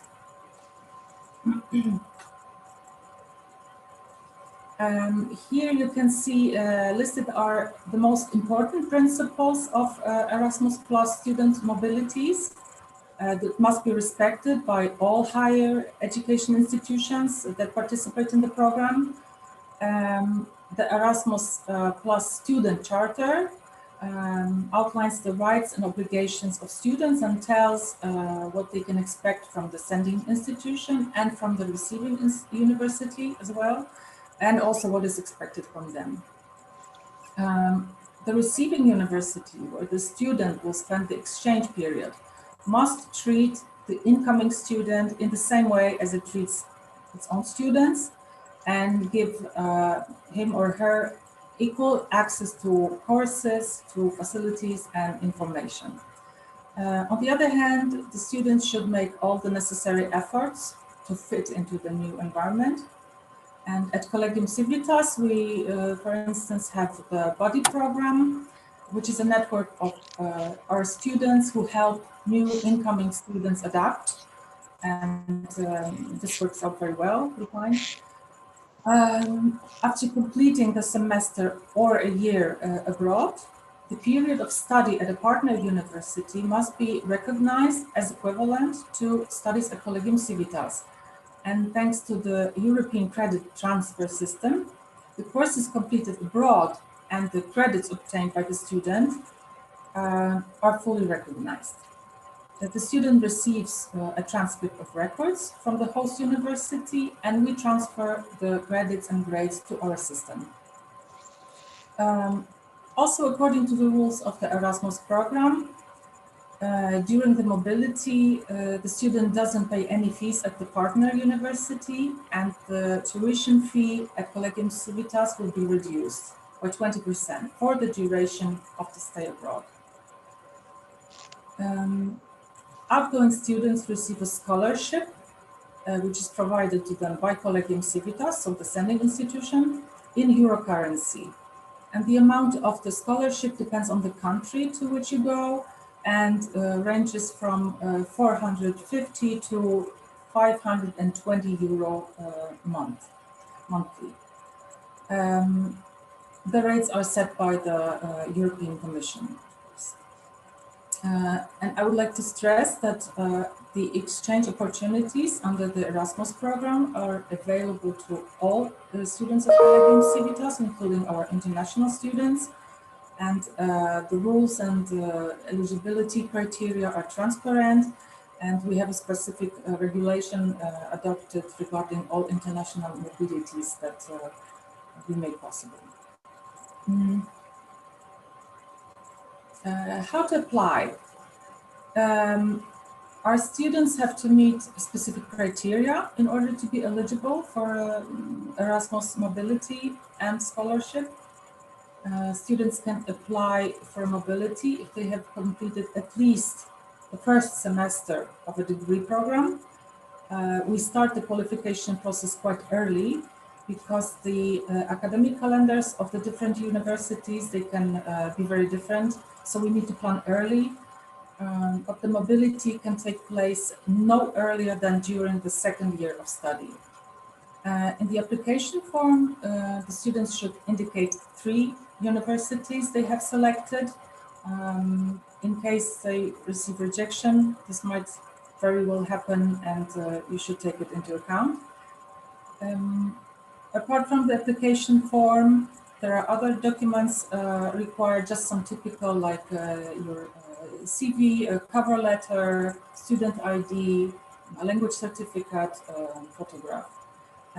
And if the student is engaged in some extra activities for our university, this will also give some extra points at evaluation. The applications are evaluated and approved by the qualification committee, and then we send the information about our nominated students to the partner university of choice, of the student's choice. The host university should in return send the confirmation to the student together with a catalog of courses that they offer, and the student can start planning the program for the semester abroad. The student is also obliged to go through a registration procedure at the host university, and after this is complete and confirmed, the host university should issue a letter of acceptance. This will be necessary for a visa application, and it will also state the exact dates of the mobility. And on this basis, we will be able to calculate the amount of the scholarship. The learning agreement is one of the most important elements of the preparations for your study period abroad. It is a form in which you will indicate the list of courses that you will study at the host university. And you should choose courses that are as close as possible to your field of study at Collegium Civitas. And that will, the courses should give you at least 30 credit points. The learning agreement must be approved and signed by the Collegium Civitas authorities, and then also by yourself and the host university authorities. Within the first weeks abroad, you can make changes to the learning agreement, which again need to be validated by Collegium Civitas and then signed by yourself and the host university.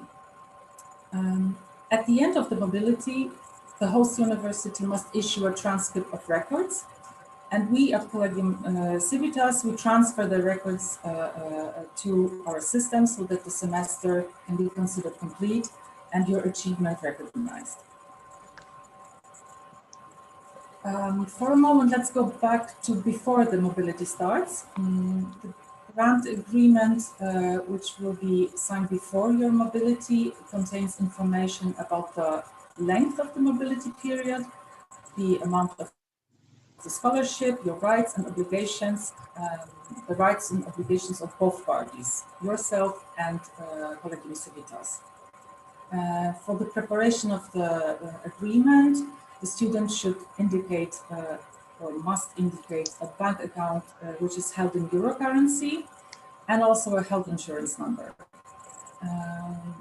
Of course, before the departure and before signing the financial contract, the student must pass all exams of the last exam session.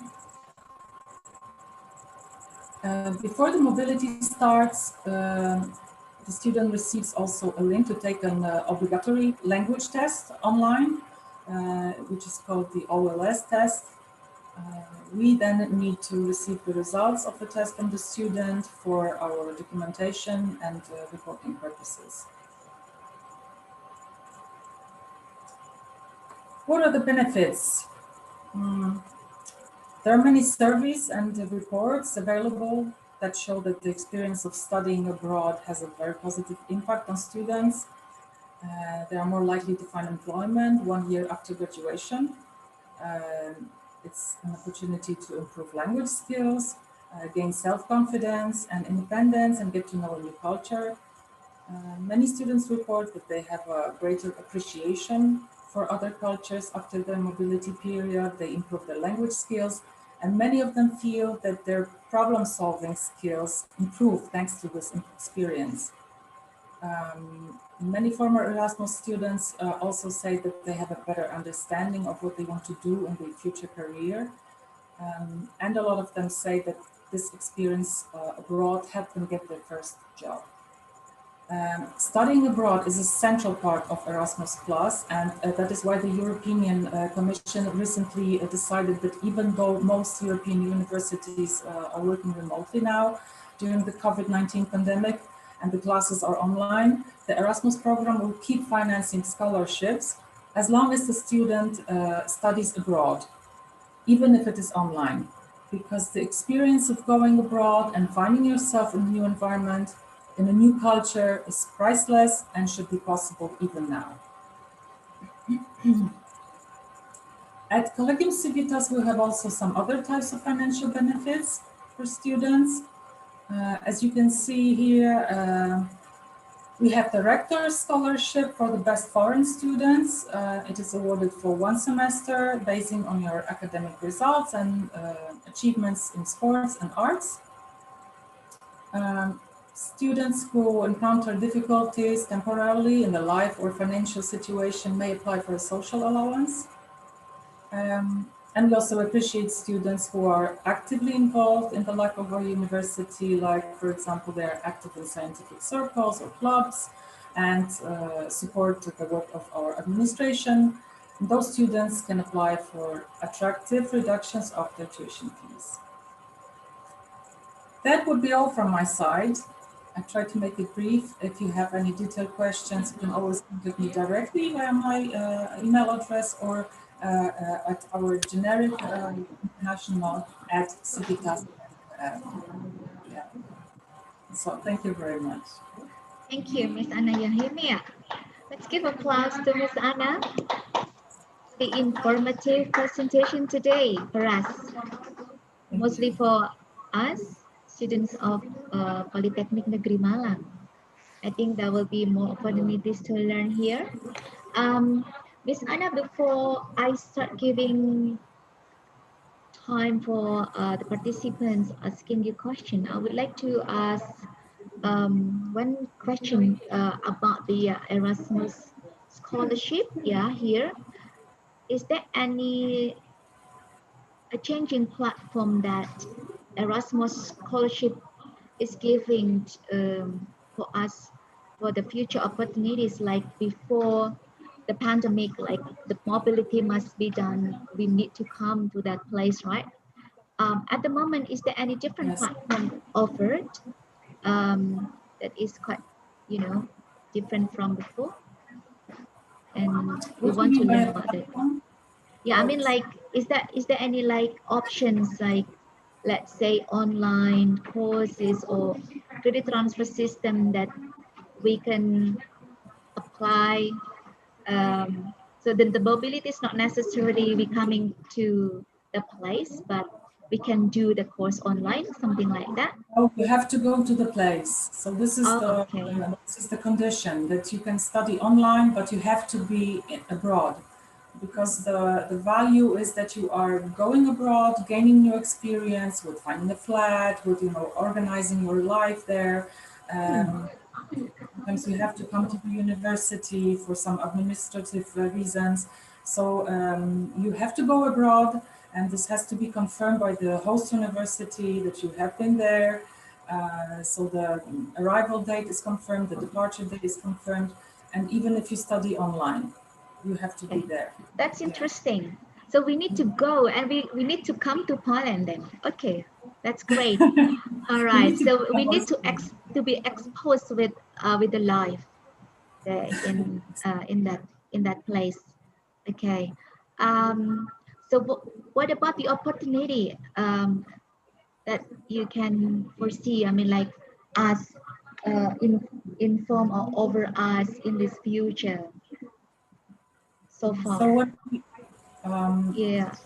when students come to Poland to study at Collegium Civitas, all the options are open. So you can apply for the Erasmus Plus scholarship on an equal basis as all other students of Collegium Civitas.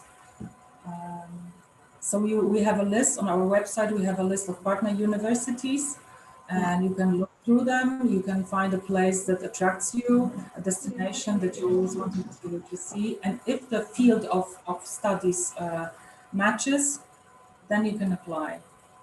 Because with some universities, we have agreements, for example, for the field of political science. For some others, we have agreed on studies of journalism. So you have to check what is the offer, what matches, and then you can apply. What about the teaching and learning activities right now there? Is it still online? What activities? What kind of activities? Learning activities there. Is it still online for the students, or you already allow some students to come to the campus and learn? No, all the courses are held online. Online, still online. I don't know yet what will be happening in the spring semester, but now until end of February, we are working all online. Okay, and then we can see what happens, right? Next, okay, interesting. Next student, I saw someone raise hand. Can you please unmute your microphone and say something? Can't remember who is raising the hand. I remember the name is Abdul Hakim, ma'am. Yeah, Abdul Hakim. Yes. Can you start talking, please?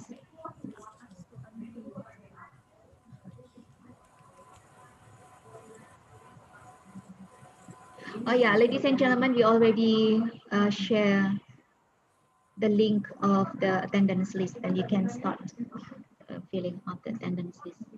Yeah, Abdul Hakim, what is your question to Miss Anya?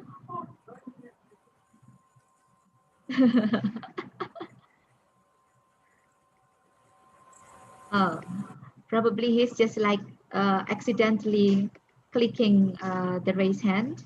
So I would like to invite other students. I think everyone wants to get scholarship, right?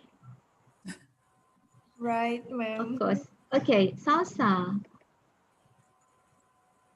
Salsa, yes. Yes.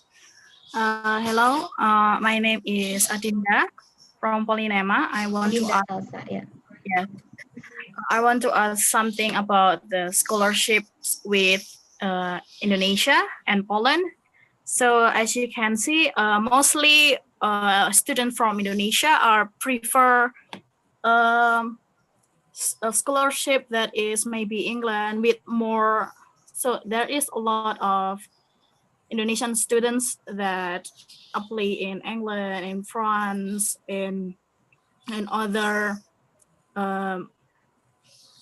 Europe place. So I want to ask for the Poland, is there any different or something that students have to achieve to go to the Poland to get the Poland scholarship? Okay, Adinda, what is the specific question about? I mean, like, what is the difference between Poland with other countries? Is that what your question? Yes, because sometimes in terms of education. Yes, the students apply scholarship. They are rarely choose Poland. Yes. Okay. Yeah. Maybe the question is like we haven't known much about Poland right now. What we can see like here is like popularly we hear about Australia, America, or like France and Japan, something like that. And here like because we have a partnership, like students like learn something new. And yeah, right now, so they want to learn what is the uniqueness of Poland, education in Poland compared to those countries. Well, this is what Dr. Maniszewska was talking about in her presentation, that we are centrally located, so you can you have a short way to all the most important capitals of European countries, and Poland is affordable, so the cost of living is not as high as in other Western European countries. That's true. So this could be a advantage. That's true. Adinda, yes? Yes. Do you want to say something more about it? I think that now. Thank you very much. You have to come there, and then you will see how beautiful the place is, how interesting the culture is. Like the music, for example, like Chopin. I think that is very famous all over the world. Chopin is the conductor, right? And he's very famous and become the name of airport in Warsaw. And whoever comes to Warsaw and we'll talk about Chopin, and we've got like museum everywhere. Very safe place. Yeah, you will like it. You will love it. Not just like it, you will love it. I from Polynema will have the opportunities to go to Poland. Yeah, you can check further from YouTube, and you can stalk. Yeah, you can stalk Poland, and you know the beautiful like faces of girls, boys. You can see the face, the European face. Very nice. Thank you very much. Okay. Okay, I think we are approaching to the time because we have to stop at 5 o'clock. So before I give this time to the MC or our MC, Miss Fanny, I would like to say thank you very much for these two outstanding ladies, our presenters today, Dr. Katarzyna and Ms. Anya. Thank you so much for supporting our webinar and sharing this valuable knowledge for us. And we're good friends, and I'm so thankful to meet Dr. Katarzyna, who happened to be in one of my sessions in my class, not one though, but several times. But we met in the class. She was studying Bahasa Indonesia in my class, and after that we had a discussion to continue this partnership into real implementation. And I really hope that someday you can come to Polytechnic Negeri Malang and meet our students and see our campus. Of course, it's different, but have you been in Indonesia, Anya? No, haven't. Yeah. I like that, actually. Yeah. Whenever it gets better, then please do come.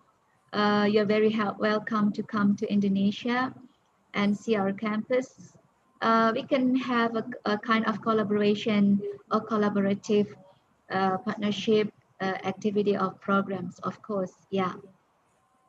So on behalf of Polynema, once again, thank you so much. And we do apologize if there is inconvenience. Yeah, maybe from the questions, maybe from the participants. And I believe that we are all excited to come and to pursue the Erasmus Scholarship and see you there. Thank you very much.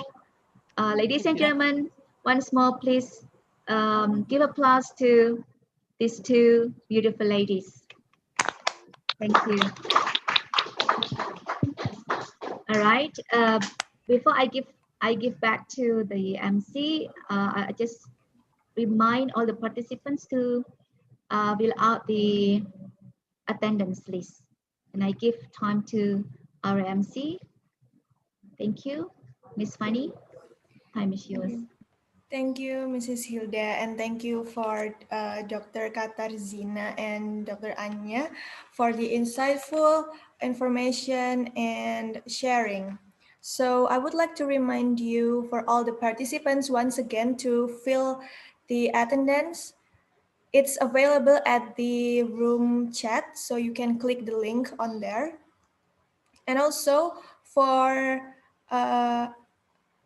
Eka, who will be able to answer the question from the moderator. So you you deserve to get door prize. Dan door prize-nya itu bisa diambil di KUI Polinema di Geraha Polinema lantai 3, Bu Ike. Okay, thank you, Fanny. You're welcome. So now, ladies and gentlemen, we are now at the end of this webinar section.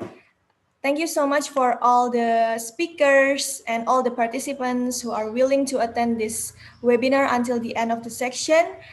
I am Fanny Fajar Aprilia as the Master of Ceremony today. So, yeah. Fanny, should we take a photo or take a moment for the photo session? Oh yeah, I almost forgot. Yeah, okay. Yeah, sorry. All right. For the participants, could you please turn on the camera for a second so we can take a photo?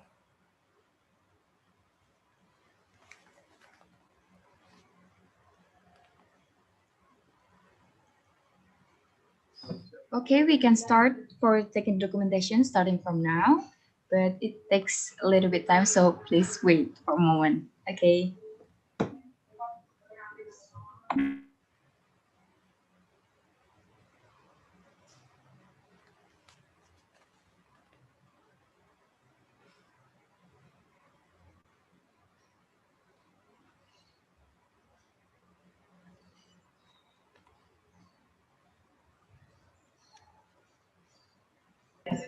Yes, thank you. Thank you. Okay, before we leave, any information about the certificate, Miss Fanny? Yes. Yeah. Oh, actually, not okay. yet. Okay, maybe the committee, one of the committees can inform to the participant about the certificate, please. Yes, ma'am. Yes, for please. the certificate will be give after we check the attendance list, and we will send it by email. Okay, so yes. the e-certificate will be sent via email. Yes. To the participants' email, and yes. within the first until 7 days. Yeah. So yes, ma'am. We've got like 300 participants so far. Yes. Which takes time for the committee to prepare your e-certificate. Yes, so, ma'am. Yeah. And I am on behalf of the committee, on behalf of the students, really thank you very much for everyone for joining us. And there will be another webinar talking about Campus Merdeka or Campus Freedom next, which is also a project-based task for the student of 3C Diploma 3. And I hope you can also join it.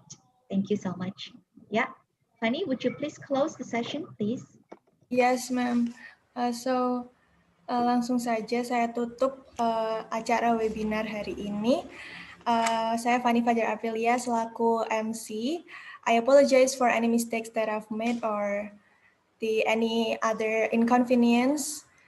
And see you on the next webinar. Wassalamualaikum warahmatullahi wabarakatuh. Waalaikumsalam warahmatullahi wabarakatuh. Thank you so much, everyone. Waalaikumsalam warahmatullahi wabarakatuh. Thank you so much. Thank you, ma'am. Waalaikumsalam warahmatullahi wabarakatuh. Thank you, everyone.